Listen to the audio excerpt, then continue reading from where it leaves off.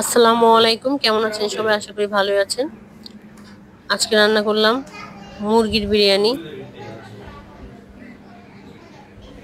যারা আমার Facebook page থেকে দেখতেছেন তারা আমাকে ফলো করে পাশে থাকবেন, আর যারা আমার ইউটিউব চ্যানেল থেকে দেখতেছেন তারা আমাকে সাবস্ক্রাইব করে পাশে থাকবেন। তো আমার ছেলে কি পাইছে বিরিয়ানির মধ্যে জানি না, খালি বিরিয়ানি খেতে চায়। তো সবকিছু নিয়ে নিলাম। চালটা এখনো ধুই নেই, চালটা পরে ধুবো। আর বাদ বাকি সব নিয়ে নিছি। মাংসটা যখন বসাবো তারপরে এর ফাঁকে চালটা ধুয়ে নিব। তো সর্বপ্রথম আমি আলু ভাজবো।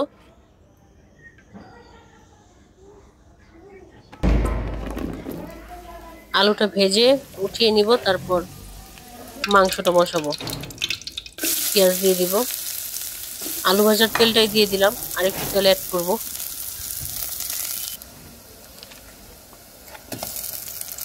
আদা রসুন বাটা, জিরা বাটা, তেজপাতা, এলাচ, দারচিনি, লবণ দিব, মরিচের গুঁড়ো দিব,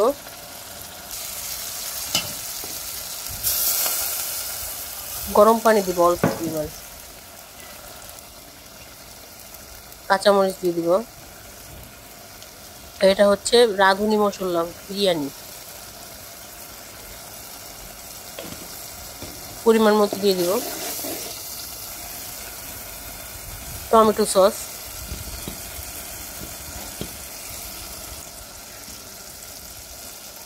টক দই দিব,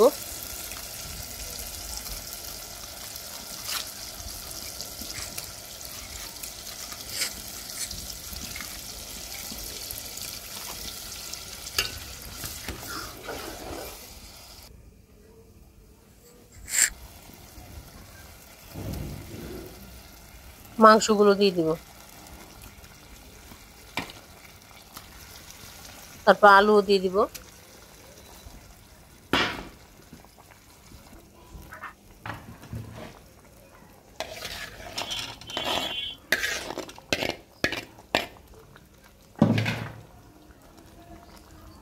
আলুগুলো হালকা ভেজে দিয়েছিলাম। এখন এখানে দুধ দিয়ে দিব, দিয়ে এখানে আর কোনো পানি অ্যাড করব না। এটা ঢেকে দিব, ভালো করে টানবে আর মাংসটা হয়ে যাবে।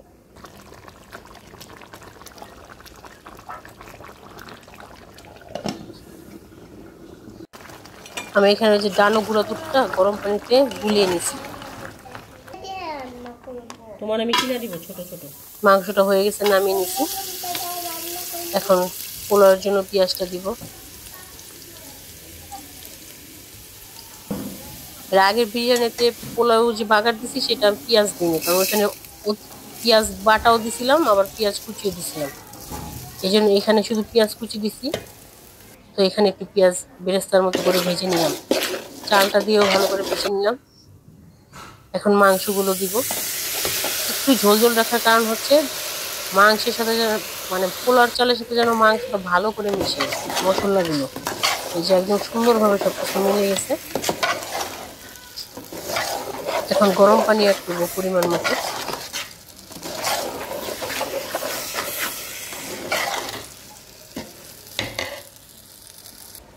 আমার ছেলে বিরিয়ানি অনেক পছন্দ করে, তাই প্রতি শুক্রবার আসলে বিরিয়ানি খাবে সে। আমিও রান্না করে দিই, কি করব, বাচ্চা খেতে চেয়েছে, এটা কি আর না বলা যায়। লবণ দিব, কাঁচামরিচ দিয়ে দিলাম আস্তা, মাংসও দিছি, পোলাও দিলাম।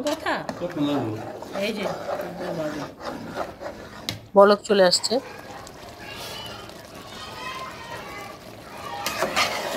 এখন ঢেকে দিব, ঢেকে ভাবে দিয়ে দিব। পানিটা টেনে আসছে।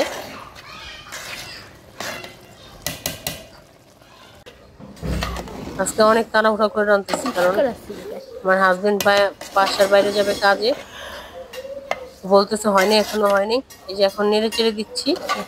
তো আবার ভাবে দিব, হয়ে গেলে নামিয়ে নিব। ভালো থাকবেন সবাই।